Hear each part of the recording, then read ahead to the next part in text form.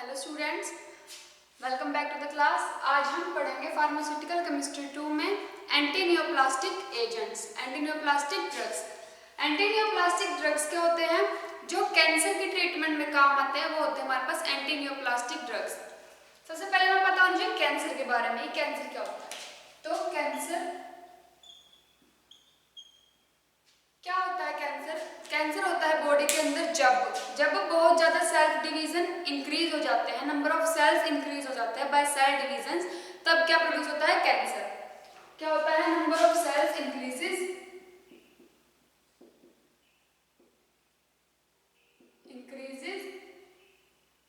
Due to cell division. तो क्या होता है? कैंसर प्रोड्यूस होता है उससे।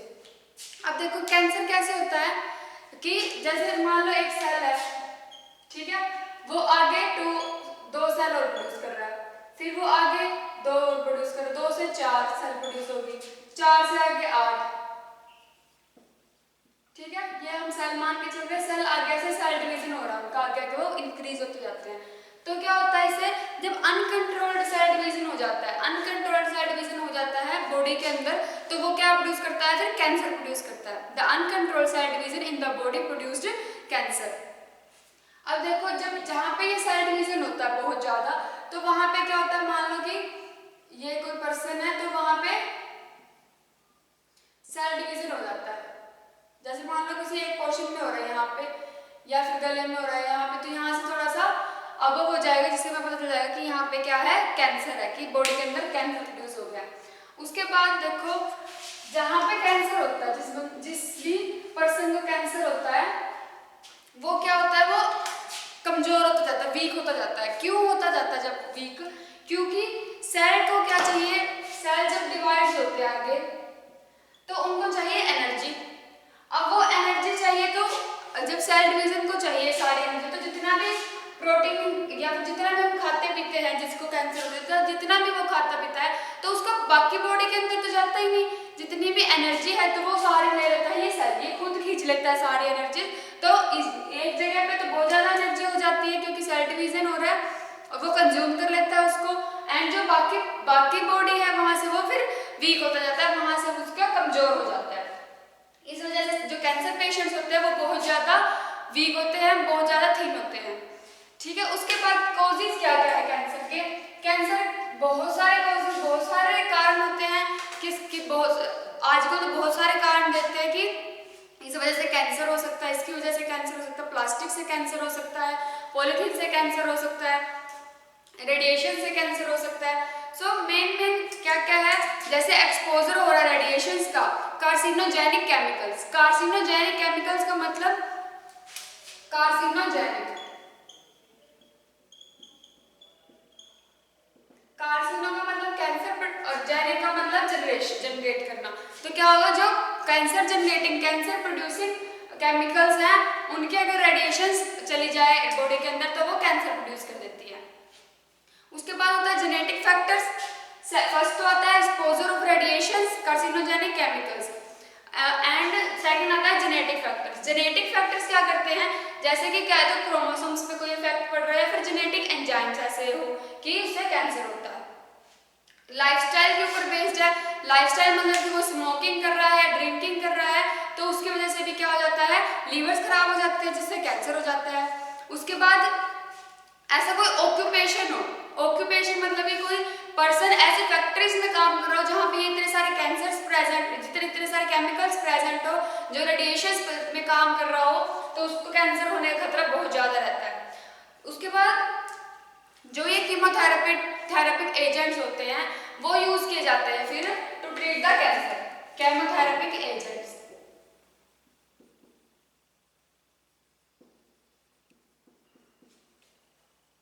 To treat the cancer, cancer को ट्रीट करने के लिए यूज किए जाते हैं केमोथेरेपिक एजेंट्स। और वो कौन से होते हैं? वो हमारे पास होते हैं एंटी नियोप्लास्टिक ड्रग्स। अब एंटी नियोप्लास्टिक ड्रग्स हैं वो आगे 2 टाइप्स की होती है। फर्स्ट तो अल्काइलेटिंग एजेंट जो होते हैं, सेकंड होते हैं एंटी मेटाबोलाइट्स एजेंट। फर्स्ट होते हैं ये होते हैं हमारे पास alkylating agent,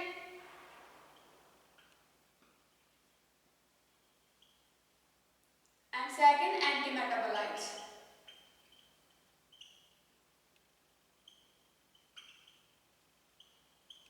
anti metabolites agent. Alkyl agents कौन से होते हैं, जैसे नाइट्रोजन मस्टर्ड्स हो गया या फिर इथाइलिन अमाइन हो गया, इस तरह के जो कंपाउंड्स होते हैं वो होते हैं हमारे पास alkylating agents. And anti metabolite agent जो कुछ एंजाइम्स हो गए, सम एंजाइम्स को हम कह सकते हैं एंटी मेटाबोलाइट्स एजेंट। अब उसके बाद हम पढ़ते हैं कि कौन कौन सी ड्रग्स यूज की जाती है कैंसर के ट्रीटमेंट में। फर्स्ट ऑफ ऑल आता है हमारे पास एक्टिनोमाइसिन।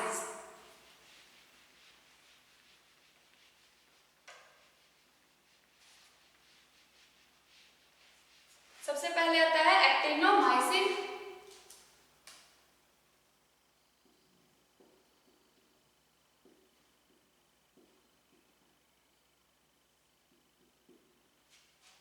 अब एक्टिनोमाइसिन क्या होते हैं, ये एक एंटीबायोटिक है and anti tumour as a use होता है एंड शो करता है साइकोटॉक्सिक इफेक्ट। क्या क्या हम लिखेंगे, it is an antibiotic and anti tumour. Tumour भी किसको हम बोलते हैं, कैंसर को हम ट्यूमर भी बोलते हैं, तो anti tumour and shows a cytotoxic effect.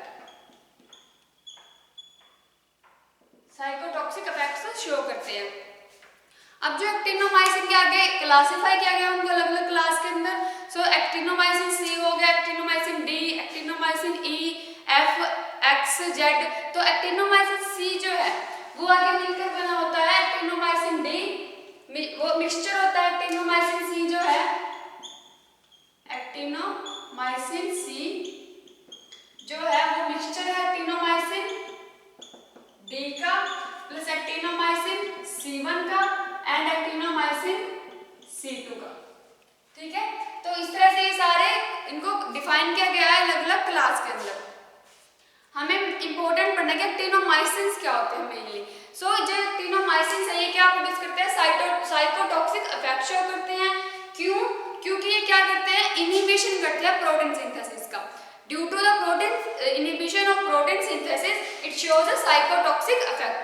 उसके बाद ये क्या करते हैं, बाइंड कर जाते हैं रिवर्सिबली बाइंड कर जाते हैं guanidine moiety of DNA, reversibly bind कर जाते हैं टू ग्वानिडाइन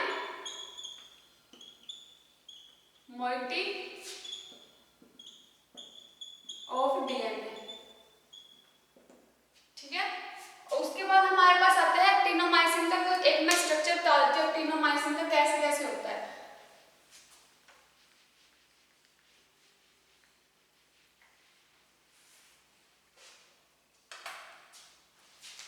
जैसे इसके अंदर प्रेजेंट होता है एक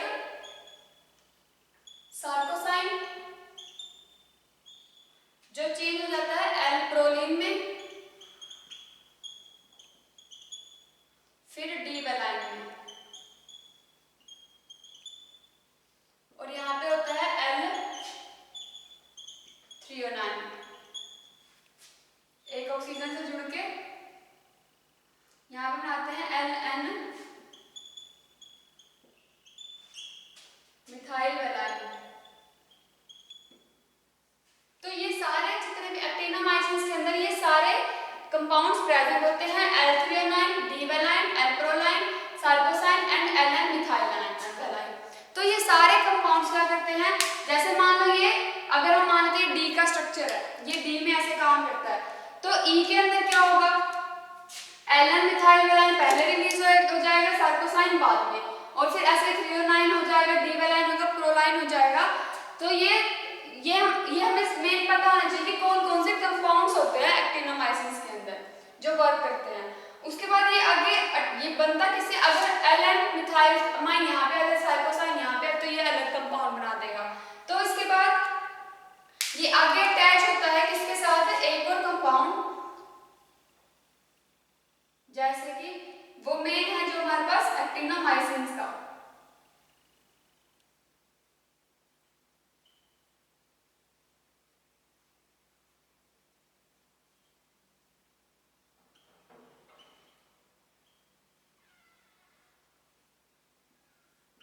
ये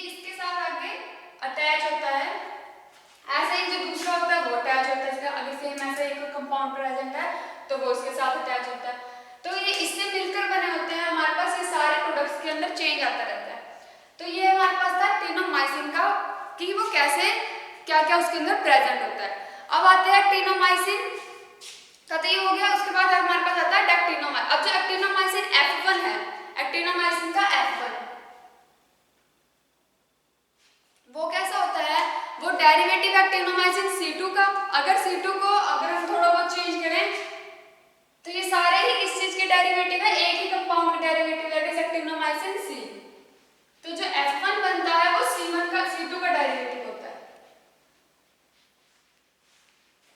सो actinomycin F1 is the derivative of actinomycin C2 जो प्रोड्यूस होता है बाय जो हमारे पास स्ट्रेप्टोफैनेस नाम के अल्कलॉइड्स प्रेजेंट होते हैं उनसे मिलता है, स्ट्रेप्टोमाइसिस।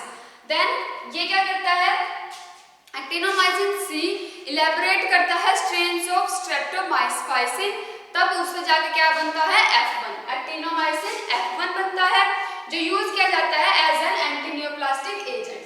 जितने भी हम ड्रग्स पढ़ेंगे वो सारे ही एज एन एंटीनियोप्लास्टिक एजेंट के तौर पे यूज होते हैं। उसके बाद आता है हमारे पास एक्टिनोमाइसिन D, एक्टिनोमाइसिन D। अब या फिर हम बोल सकते हैं डेक्टिनोमाइसिन।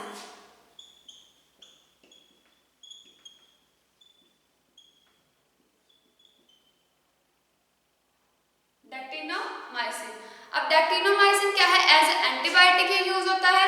उसके बाद क्या है इसकी फिजिकल प्रॉपर्टीज क्या क्या है, फिजिकल प्रॉपर्टीज।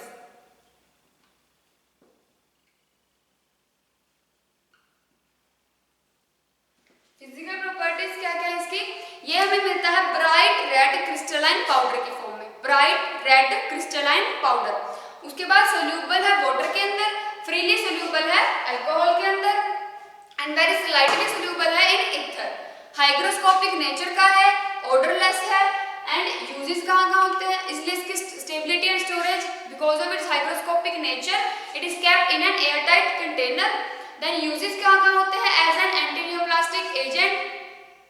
और उसके बाद हमारे पास जैसे कि ल्यूकेमिया होता है, ल्यूकेमिया के अंदर मेनली यूज किए जाते हैं।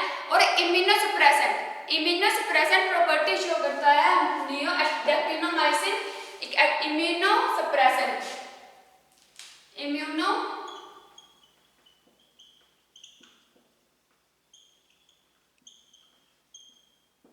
Suppressant properties, immunosuppressant property show करता है, इसलिए वो इम्यूनोसप्रेसेंट के अंदर भी यूज किया जाता है। विलियम्स ट्यूमर हो गया, ब्रेस्ट कैंसर हो गया, यूटेरस एंड टेस्टिस के अंदर कैंसर हो गया, तो उनके ट्रीटमेंट के लिए यूज करते हैं हम एक्टिनोमाइसिन। ऑफिशियल प्रिपरेशन क्या क्या है एक्टिनोमाइसिन के, इंजेक्शन बनते हैं, एंड ब्रांड नेम क्या है, ये हमें मिलता है एक्टिनोमाइसिन D के नाम से, एंड मेरैक्टिनोमाइसिन, मेरैक्टिनोमाइसिन,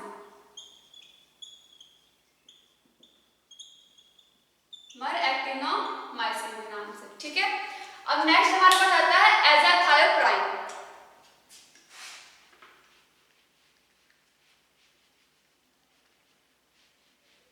नेक्स्ट कंपाउंड इज एजाथायोप्राइन।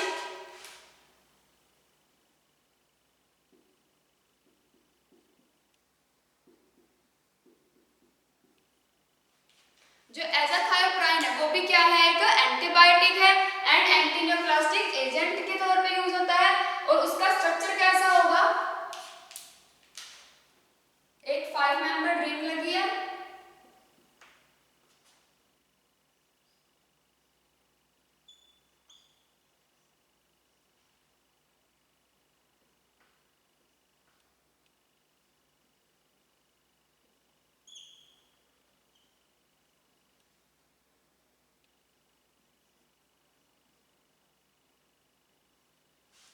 ये है हमारे पास एजाथायोप्राइन का स्ट्रक्चर, ठीक है। एक यहाँ पे लगा होता है नाइट्रोजन, तो ये हमारे पास है एजाथायोप्राइन का स्ट्रक्चर। अब ये एजाथायोप्राइन क्या है, एज एन एंटीबायोटिक यूज होता है। उसके बाद की प्रॉपर्टीज क्या क्या, फिजिकल प्रॉपर्टीज क्या क्या है, ये मिलता हमें पेल येलो क्रिस्टलाइन पाउडर की फॉर्म में, ठीक है। सबकी प्रॉपर्टीज अलग अलग है, तो सबकी प्रॉपर्टीज याद रखनी है या फिर नोट डाउन कर लीजिए क्या है इसकी, पेल येलो क्रिस्टलाइन पाउडर की फॉर्म में, ये ऑर्डर लेस होता है और प्रैक्टिकली इनसोल्यूबल है वाटर के अंदर बट सोल्यूबल है अल्कली, डिसॉल्व हो जाता है easily in dilute solutions of alkali hydroxides. ठीक है, प्रैक्टिकली इनसोल्यूबल है वाटर एंड क्लोरोफॉर्म के अंदर, इजीली डाइल्यूट हो जाता है, डिसॉल्व हो जाता है dilute solutions of alkali hydroxides. Then stability and storage in an air tight container के अंदर, क्योंकि और हमारे पास जो एजाथायोप्राइन है हम इसको यूज करने से पहले ही तुरंत ही बनाते हैं, ये बना के नहीं रखते क्योंकि ये इजीली लाइट से अफेक्ट हो जाता है, इसलिए इसको तुरंत बनाते हैं और फिर तुरंत ही यूज करते हैं। ठीक है, उसके बाद आता है इसके यूजेस। यूजेस क्या क्या है, एज एन इम्यूनोसप्रेसेंट यूज होता है, एज एन एंटीनियोप्लास्टिक एजेंट के तौर पे, और in treatment of leukaemia, leukaemia के ट्रीटमेंट में यूज होता है, और रूमेटॉइड आर्थराइटिस की ट्रीटमेंट में यूज होता है हमारे पास एजाथायोप्राइन। फिर आता है ऑफिशियल प्रिपरेशन क्या क्या है, एजाथायोप्राइन सोडियम, एजाथायोप्राइन सोडियम फॉर इंजेक्शन बनते हैं और ओनली एजाथायोप्राइन की टैबलेट्स बनती हैं। ठीक है, देन आता है इसके ब्रांड नेम्स क्या क्या है, ये हमें एजाथायो के नाम से मिलता है, जिसके अंदर एजाथायो ग्रुप लगा हो तो वो हमें एज एन एंटीनियोप्लास्टिक एजेंट के तौर पे वो यूज होता है। नेक्स्ट आता है हमारे पास ब्यूसल्फन।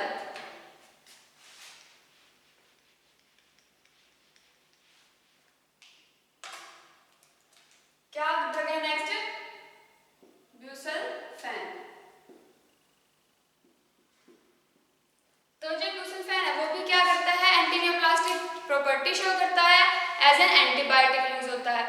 उसके बाद इसका स्ट्रक्चर कैसा होगा, इसके अंदर लगे होते हैं एक दो ऑक्सीजन ग्रुप जो अटैच होते हैं टेट्रामिथाइल से, और एक सल्फर ग्रुप लगा हुआ है और एक मिथाइल, और यहाँ पे भी एक सल्फर।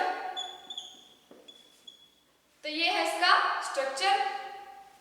ये बनता कैसे है, तो इसके अंदर क्या क्या प्रेजेंट है, टेट्रामिथाइलिन, टेट्रामिथाइलिन, डाइमिथाइल, डाइमिथाइल, देखो टेट्रामिथाइलिन लगा हुआ है यहाँ पे, उसके बाद एक यहाँ पे मिथाइल है, यहाँ पे मिथाइल है, तो क्या हो जाएगा डाइमिथाइल सल्फोनेट, डाइमिथेन सल्फोनेट, और सल्फर प्रेजेंट है तो सल्फोनेट। इसकी फिजिकल प्रॉपर्टीज क्या क्या है, ये बनता कैसे, देखो दोनों दोनों यहाँ पे दो कंपाउंड अटैच है।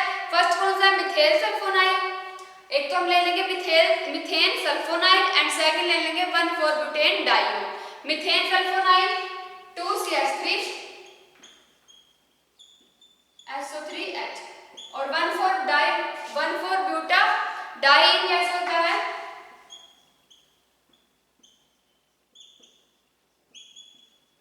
ये होता है हमारे पास 1,4-ब्यूटा डाइन। तो ये दोनों मिलके क्या बना लेते हैं हमारे पास बायसल्फेन।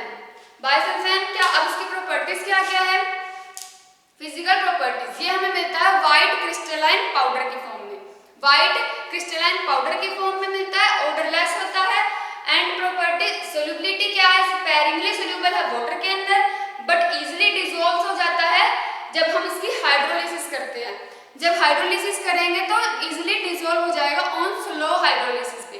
Stability and storage in an air tight container के अंदर। यूजेस क्या क्या है, क्योंकि ये डिप्रेसेंट एक्शन शो करता है तो as an anti depressant use होता है, ये डिप्रेसेंट एक्शन शो करता है ऑन बोन मैरो में, and as an treatment of chronic जो क्रोनिक ल्यूकेमिया हो जाता है उसमें ट्रीट करते हैं, उसको ट्रीट करने के लिए हम यूज करते हैं बायसल्फेन का, एंड एज एन एंटीनियोप्लास्टिक एजेंट के तौर पे यूज होता है। ऑफिशियल प्रिपरेशन क्या क्या है इसकी, टैबलेट्स बनती हैं, एंड ब्रांड नेम्स क्या क्या है, सल्फाब्यूटिन के नाम से एंड मायरल ब्रांड के नाम से, सल्फाब्यूटिन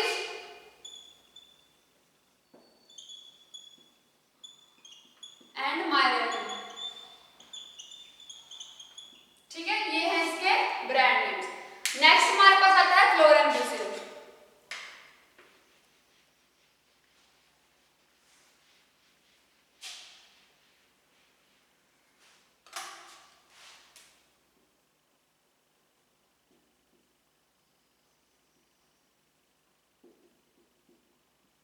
क्लोरेम्बुसिल भी क्या है, एज एन एंटीनियोप्लास्टिक एजेंट यूज होता है, एज एंटीबायोटिक यूज होता है। इसको हम बोल सकते हैं कि नाइट्रोजन मस्टर्ड। नाइट्रोजन मस्टर्ड किसका था, जो अल्काइलेटिंग एजेंट्स थे उसमें प्रेजेंट होते हैं नाइट्रोजन मस्टर्ड। तो ये क्या है, नाइट्रोजन मस्टर्ड है जो सिंथेसाइज होता है हमारे पास 4-फिनाइल ब्यूटाइरिक एसिड से। ठीक है, नाइट्रोजन मस्टर्ड है synthesize from four phenyl butyric acid, butyric यानी कि 4 कार्बन वाला। उसके बाद इसका स्ट्रक्चर कैसा होता है,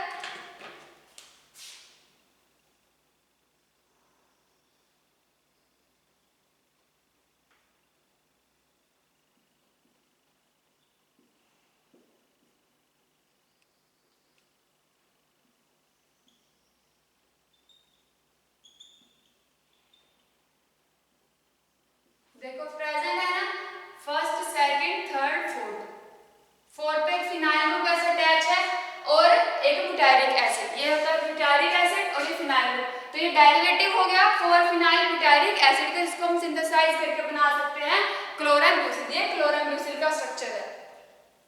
उसके बाद क्लोराम्ब्यूसिल को जैसे ब्यूटाइरिक एसिड बेंजीन के साथ अगर हम ट्रीट कर दें, जो हमारे पास होता है 5 मेंबर्ड रिंग,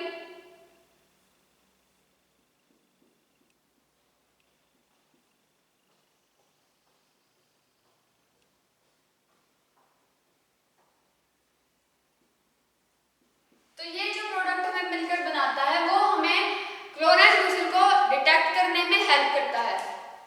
ये बनाता है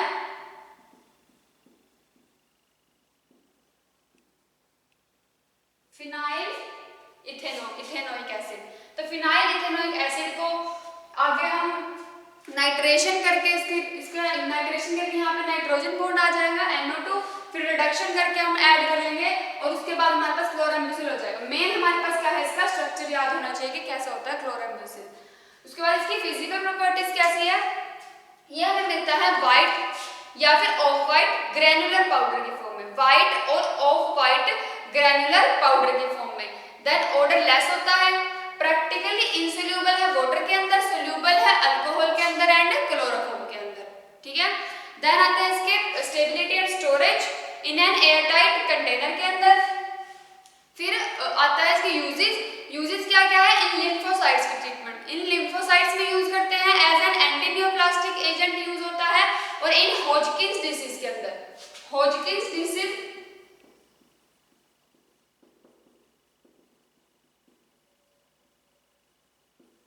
डिसीज को ट्रीट करने के लिए हम यूज करते हैं क्लोराम्ब्यूसिल का। और यूज होता है कार्सिनोमा ऑफ ब्रेस्ट मतलब ब्रेस्ट कैंसर में या फिर टेस्टिस के कैंसर में यूज होता है। ऑफिशियल प्रिपरेशन क्या है, क्लोराम्ब्यूसिल की टैबलेट्स बनती हैं, किस नाम से मिलता है, CB1348। अगर किसी टैबलेट के रैपर पे लिखा हो तो इसका मतलब क्या है, वो कैंसर के लिए यूज होने वाली टैबलेट्स है। या फिर एम्बोक्लोरिन, सेकंड क्या है, एम्बोक्लोरिन।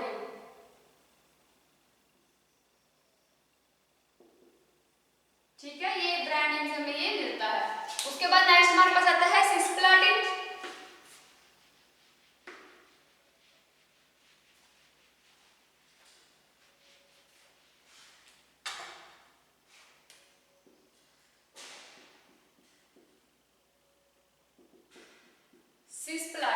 सिस्प्लाटिन के नाम से देखो, एक तो इसके अंदर प्रेजेंट होगा प्लैटिनम, जिसमें क्या होंगे, 2 फंक्शनल ग्रुप तो मतलब सिस पोजीशन पे प्रेजेंट होंगे, यानी कि एक ही साइड पे प्रेजेंट होंगे।